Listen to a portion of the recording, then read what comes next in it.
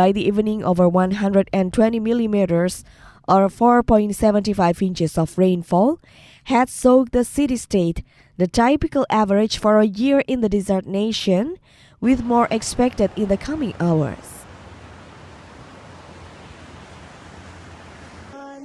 Power cuts were also reported in some areas. Many road closures are in place across the country as emergency services respond to the weather. Adverse conditions are expected to continue into Wednesday morning, with convective clouds that bring rainfall and lightning forming over coastal areas, particularly in the north and the east of the country.